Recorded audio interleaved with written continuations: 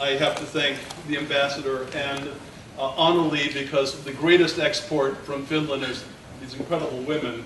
We were talking earlier about how far behind we are in America. One time I was there, the president, the prime minister, 49% of parliament, and all the major ministerial positions were held by women. And I think it'll be something like 2099 before we have that here in America. But at least we're on the merry way, if only slightly. It's one of the great hallmarks of Finnish culture. The other one, of course, if you are aware of it, and if you're not, you should know, and that is the musical scene there. And it was Richard Freed, about 30 years ago, Richard, wherever the heck you are, who first started pouring honey in the porches of my ears to make sure that I got over there and saw how amazing it was. So I actually would have talked first to the professor, because he has a great distinguished career as an academic. And one thing about what I discovered there is that almost from any age, from the very, very young through postgraduate work, people are involved with the study of music. And I'm really wondering what sort of created the idea of a musical knowledge. The pedagogic world there is just so profound and so through-composed, if you know what I mean. Well, I think that Sakari knows it better than me, because he has himself gone through all this.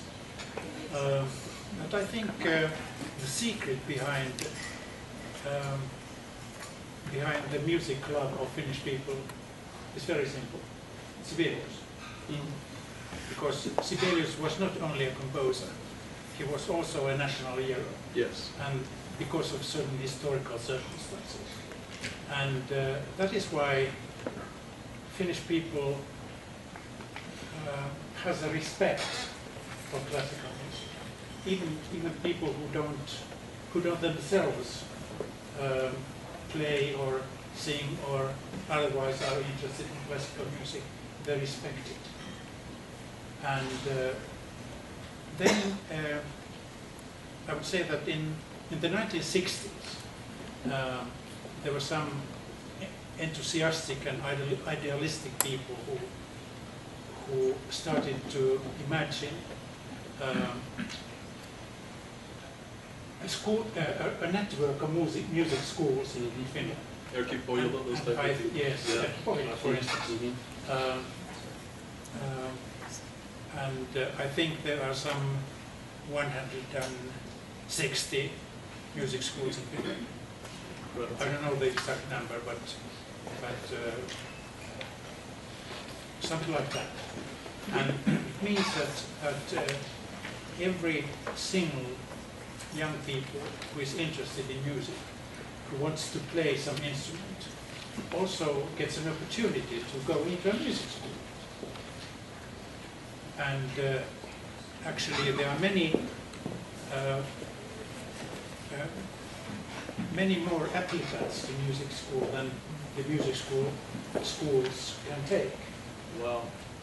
Because we actually, when we were over there, the books that they teach from, including Pohjola's own system, you'll have a little section on Bach, a little section on bebop, a little section on the Beatles, and for the kids at the end of the semester, they can put together as kind of a demonstration anything from any kind of music. It can be anything from bang on a drum. I saw a group of young men who specialized in 19th century Italian gondola songs, Rossini and that ilk, the stuff he wrote, The Sins of My Old Age era. And it was amazing that anybody could do anything. People that wanted to learn, gypsy rhythms or whatever could just do this because you had that enormous freedom, a freedom that we tend not to have, certainly in America. That's, I think, a wonderful thing. Well, yeah, please, brothers. Well, I was referred to as perhaps knowing more about the education system, but actually I'm a really bad example, because I never graduated from Sibelius Academy. I did a conductor's diploma, but I never actually went through the whole system of the curriculum of studies. I never went to a music institute either, just because I happened to come from a musical family and I happened to have parents who had friends who were able to teach me. and take me to the Sibelius Academy at a very early stage. There was and still is this kind of department for really young people, like from about 9 or 10 years old onwards. I'm actually a really bad person to evaluate the system from personal experience. But what I've seen and what I've known making music now for over 30 years, or probably even more, in Finland and in the Finnish society, I can say that I really appreciate this system of having the music institutes and of having this kind of general possibility of access to all sorts of music, which Robert was referring to before, because it gives people of talent really a lot of instruments to kind of forge their own musicianship.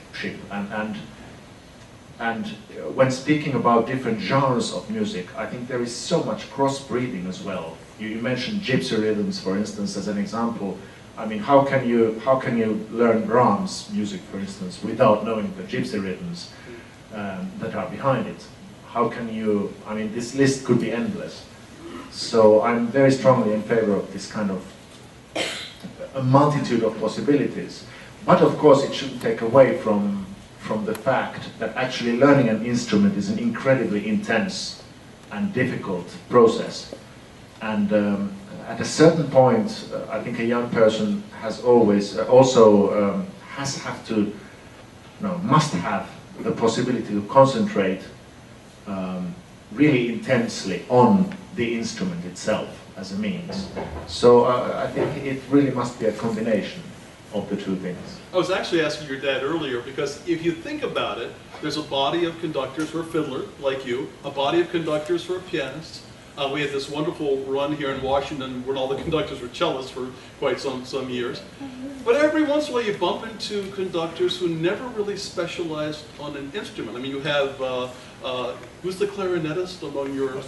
Oscar, exactly. I mean, you know, what do you think? I mean, how do you feel about instrumentalists, and are they different kinds of conductors, or is conducting almost a different kind of skill? Well, they certainly are. They certainly are different kind of conductors. Should I eat it? Yeah, it's the one rule microphone we have. Anyway, if we are talking about well-known conductors in the world, so Simon Rattle is a drummer, for instance, and he certainly has a different perspective to an orchestra than a conductor who is a violinist, like Sakari. And I think that when Sakari succeeded Simon Rattle in Birmingham, so at least the newspapers were writing that he changed the string sound of the orchestra because of his knowledge of string playing.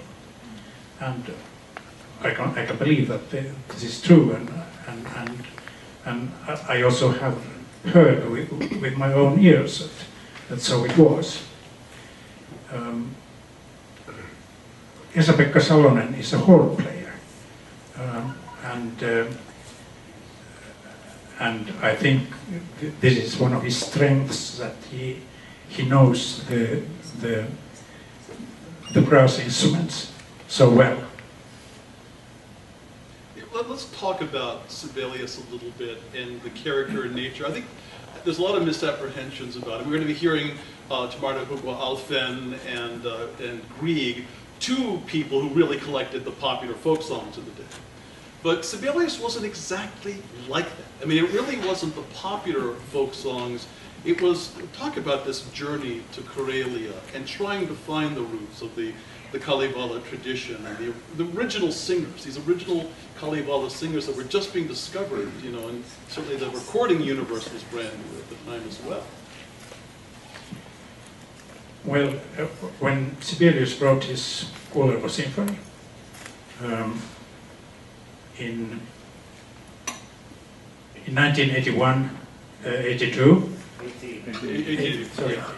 1891 and 1892.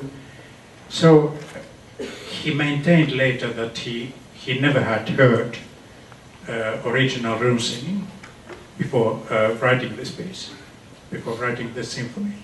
But it's actually not true, because he had heard one very famous room singer who came to visit Porvoo, and he went with a friend to listen to him, to listen to her actually in Porvoo, which is a small city not far from Helsinki, and then after the Kuoleva Symphony, he spent his honeymoon in Karelia, and then in that connection he went to remote villages in Karelia to collect rune singing and to hear kantele playing. And I think the experience of rune singing influenced his whole style, not only the works of his youth, but his style altogether, so that you can hear influences of this old pagan music in his also in his later works. But he never quotes folk music literally, and he never used any folk melodies in his own music. But he took different elements of rune singing and incorporated them into his own music.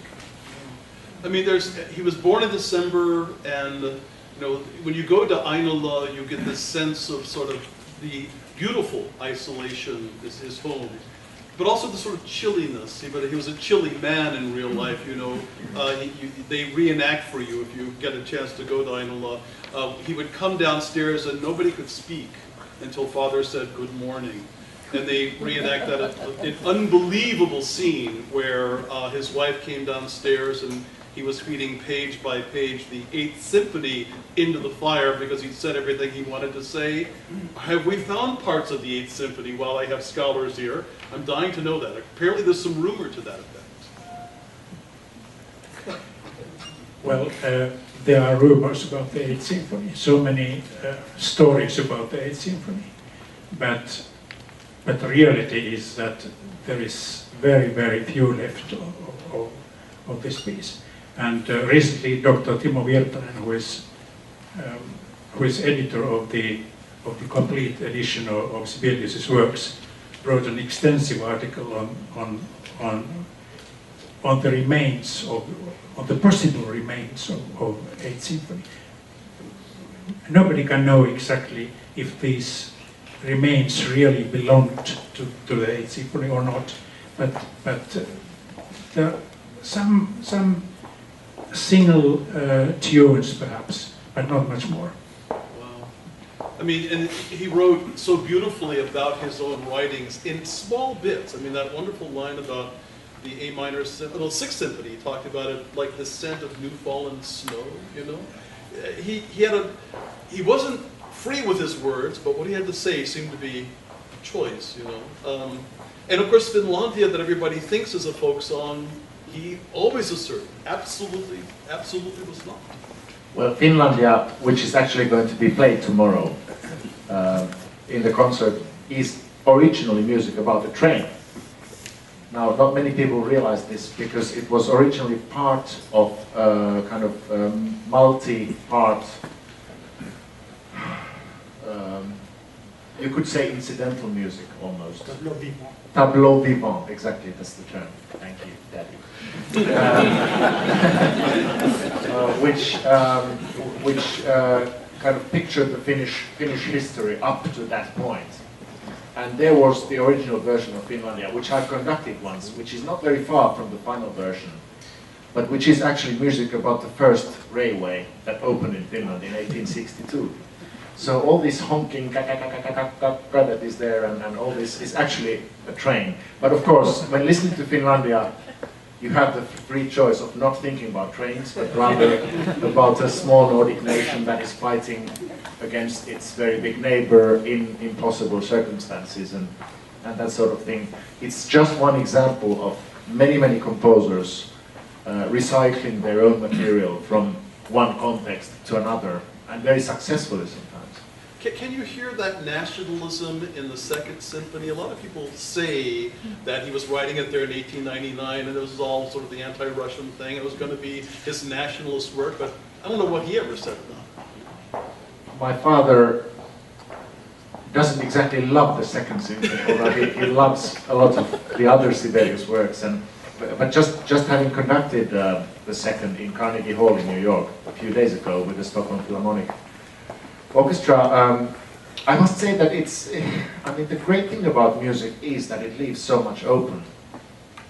But what Sibelius actually said and recognized, there is a small, like, inscription in the sketches. At one point it says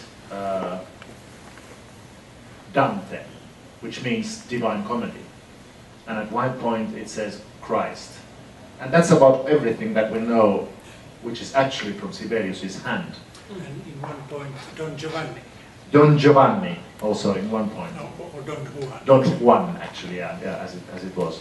So, I mean, this refers to the piece actually having connections to the Mediterranean cultural scene. It was written in Italy in big parts, which I think can be heard in the music.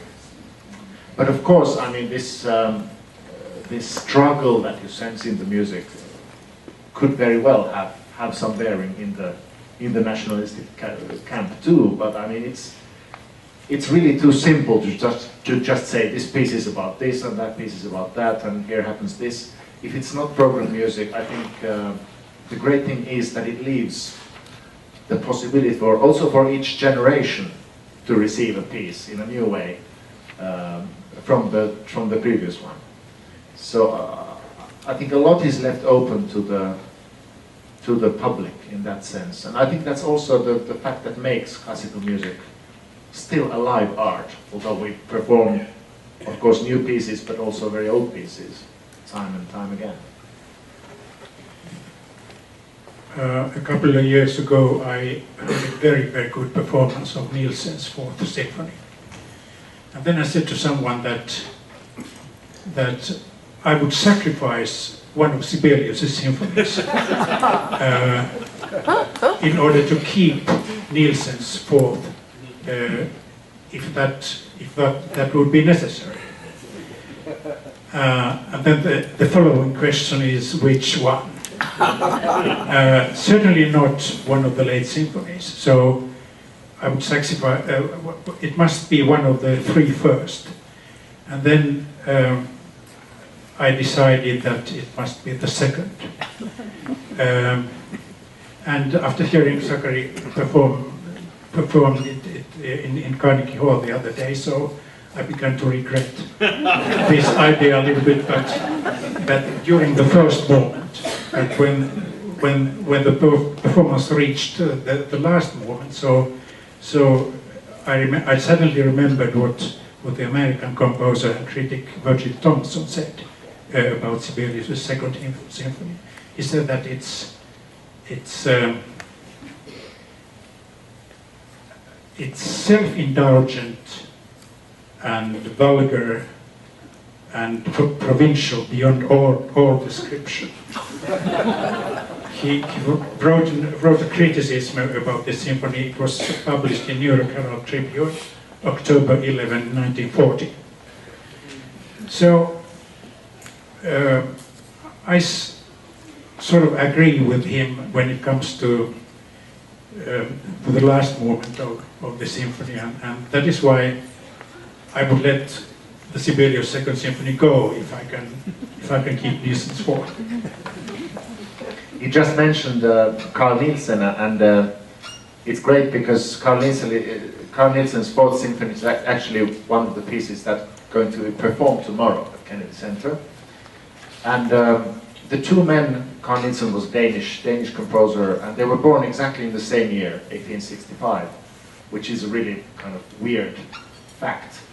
And they had a very good common friend, Wilhelm Stenhammar, Oh, sure. a Swedish composer, very important figure in organizing the Swedish musical life throughout history. And he once invited both men to be present at the Nordic Music Days in Gothenburg, Göteborg. And I remember reading a line that Stenhammar had written about this meeting. I have two really dear friends, Nielsen and Sibelius, and I'm really sad that they had nothing to say to each other. I mean, I think there was certainly a temperamental kind of rift between the two. Sibelius certainly didn't understand Nielsen's music. He found it, I don't know, beyond understanding. Nielsen was, of course, in a way he was also steeped in the Central European tradition. And his kind of symphonic style was, but it was very, very original. And I think his tonal harmonic language was much more advanced than Sibelius's was, at least in the earlier part of their lives. Whereas Sibelius renovated more like the symphonic form, he, if you will, he found a new package to the message, rather than actually changing the contents of the package, could one say like that. Both very important composers, and to me, both equally dear, and I wouldn't exchange any of either composer's symphonies to anything else in the world, actually. Yeah, I think maybe in America we sort of feel more comfortable with the early Sibelius. There might have been a time, but you know this better than me, that, you know, 5, 6, and 7, 5 is pretty popular, but 6 and 7, you don't hear as much as I think you should. They seem chilly and distant. 6, we're not even quite sure, you know, what is that key signature, where it's almost modal, you know, it's almost so ancient as to be a modal piece of work. And it's so incredibly admirable. I had the great fortune of asking Pablo Berlin, who was very frugal, and he would go from city to city, and he'd stay in these tiny little apartments with his wife, and she'd make him tea and biscuits. And I said, you know, that symphony is so amazing to me, and you know, I hear it, you seem to play it so much slower than other people played it. And he said to me, when I played it for the master, he came up to me and put his hand on me and said, that's the way it should be. So it's kind of like ay, because I guess Sibelius died in 1958, and they're kind of going back to and he lived a long time, all of those years. It's like that 8th symphony. I wish there was an 8th, I wish there was a 9th, and I guess many other people do as well. But it's funny how in America we have different feelings at different times for this stuff. I think Nielsen has a nice little renaissance going, you know, which is good. Yeah, absolutely. But Sibelius 6 isn't easy fare anywhere in the world, I think. I think it's always an enigmatic piece of music. And you mentioned it being modal. It basically means that it's not minor, it's not major, it's somewhere in between. And it's constantly that. It's not just like fleetingly that, but it's constantly a little bit ambivalent and vague. And I really find also Paul Berlin's version really fantastic. But you can also approach the piece in another way, because when sketching it, it was actually supposed to become a violin concerto number 2, or parts of the material. And you can tell it by looking at the violin writing in the orchestra in the 6th Symphony, which is very virtuosic in parts, and very singing and melodic in other parts. And I tried to sort of mentally approach the piece as a kind of non-realized second violin concerto. He also wrote it should have big contrasts, which are not very evident in the score. But if you try and bring them out in a way, I think you get also into some really interesting situations with the music.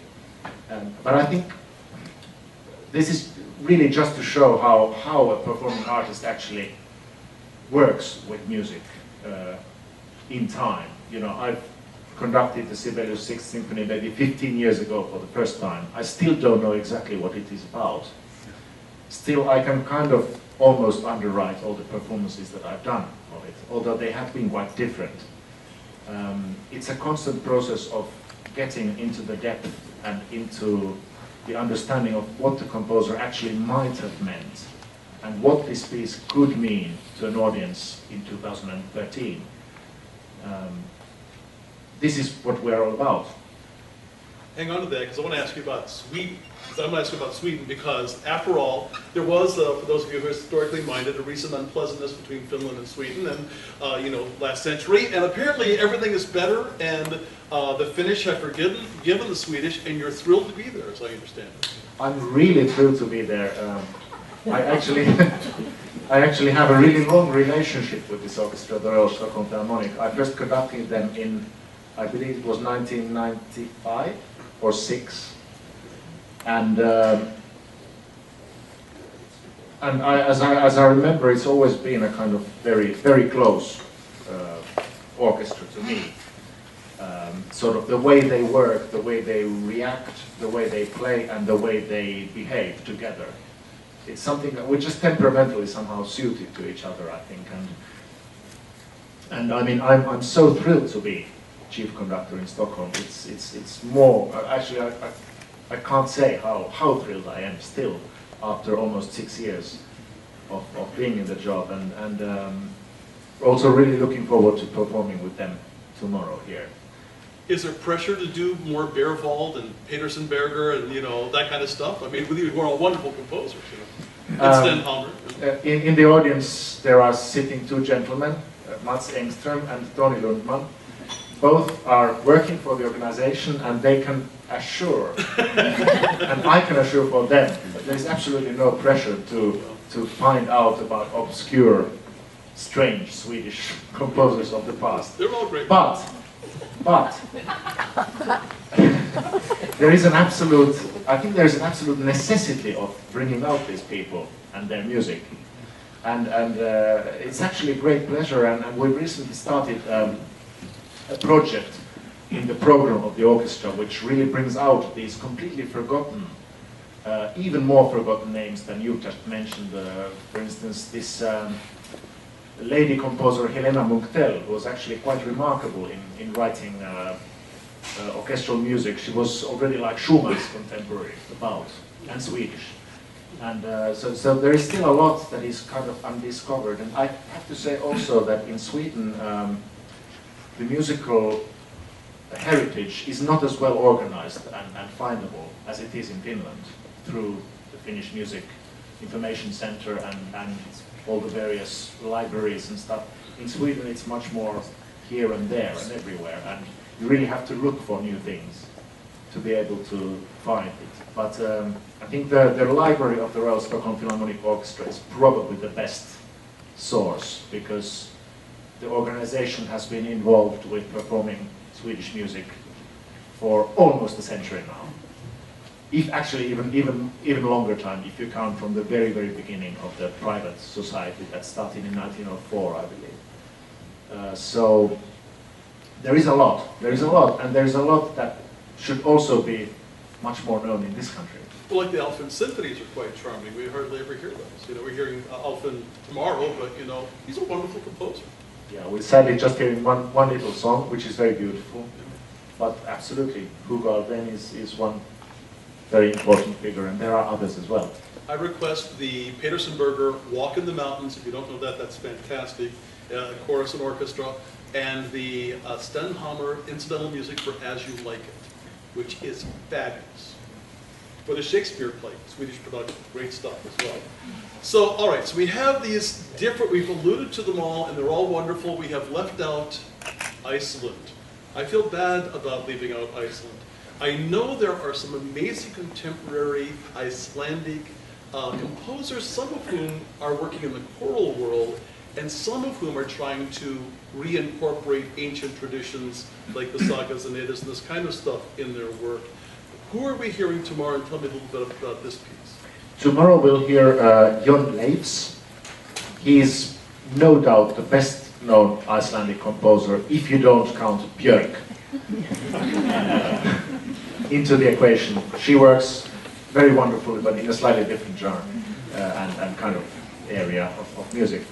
But Jon Leifs was he was based in Germany for a long time, and he had kind of also this interest of a bit like Sibelius and Nielsen, in fact, as well, of kind of creating an own symphonic tradition for Iceland.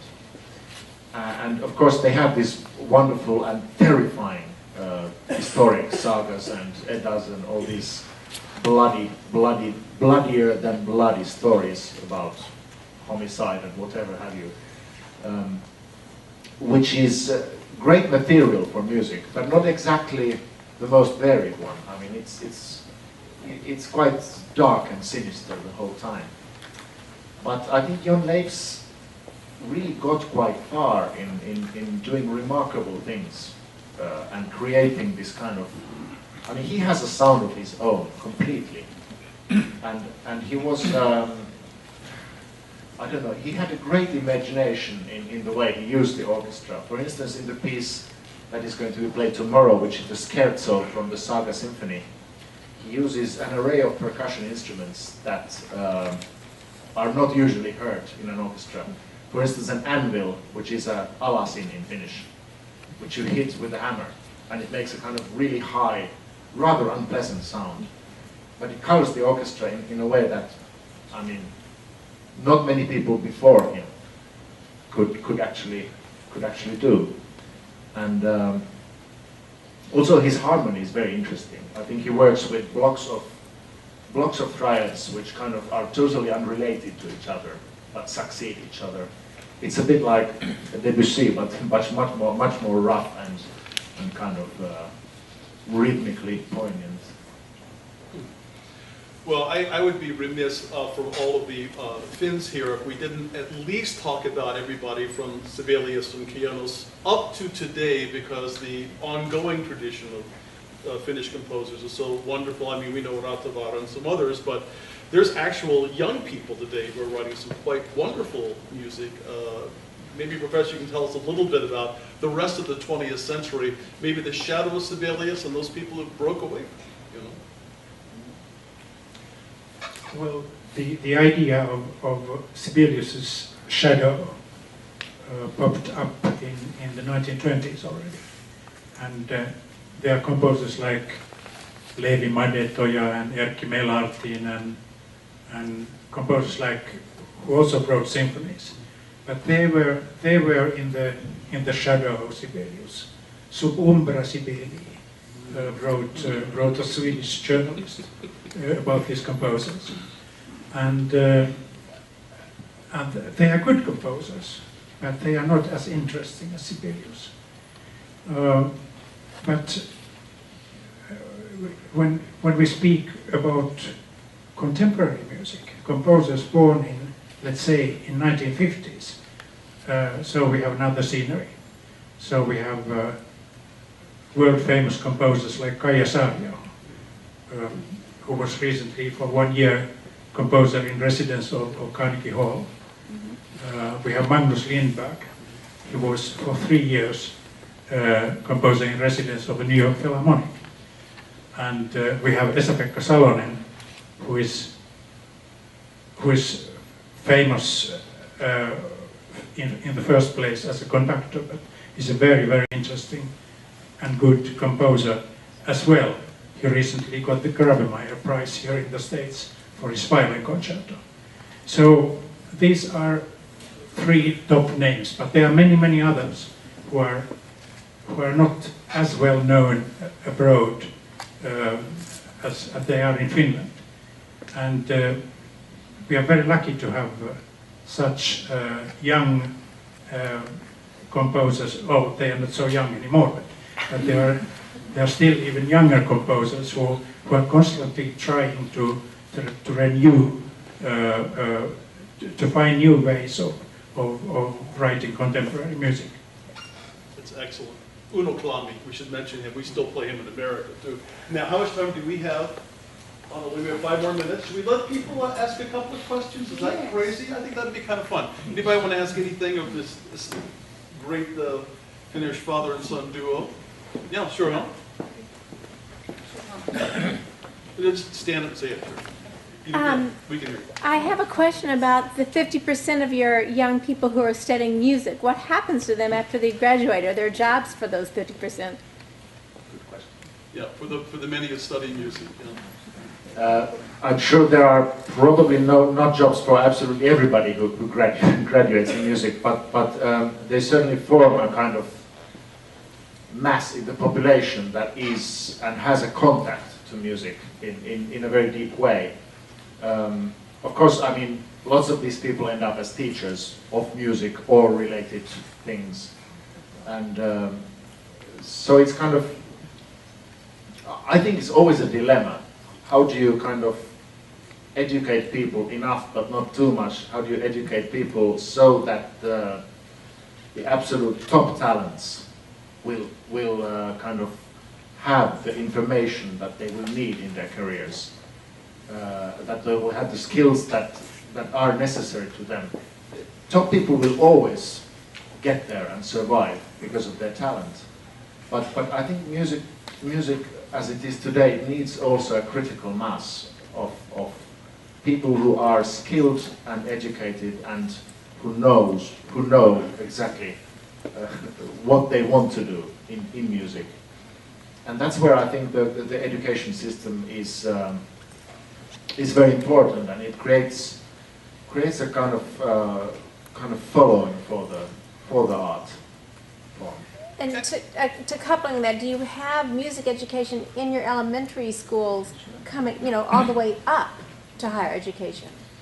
It used to be like that. I mean, when I was at school, which was in the 70s, this was happening quite constantly.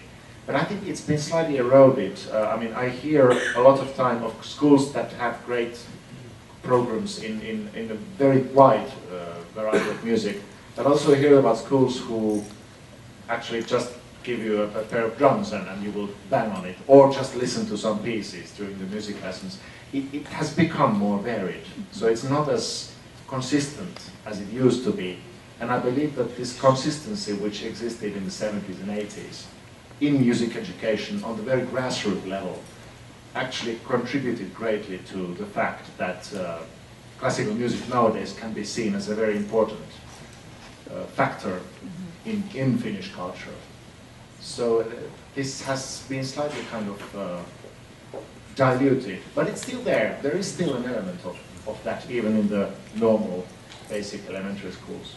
In the Pohjola high schools I visited, instead of homeroom, they got all the kids together and they played a piece of music from some era that was different every time. And the kids, it was almost always an unknown piece, even obscure, even to me. And the kids have to decide what era it was from, what nation it came from, the kind of composition behind it. And they always found something that nobody would know to bring out their thoughts and ideas on it. I thought that was just fantastic in every way. Anybody? No, one more question. We have 2 more minutes. We'll take every second we can. Indeed, yes. Oh, are you sure? Let me say one more thing before we say goodbye to everybody, which is that, speaking as a critic myself, I have to quote Sibelius' most wonderful comment, which was, "No one ever erected a statue to a critic." So the happy news is sometimes it's important just to create and not worry about what people say. You know what I mean? Yes, I do. Mm-hmm. Yes. I would like to thank Maestro Oramo, Professor Oramo, and Maestro of all arts, Robert Days, for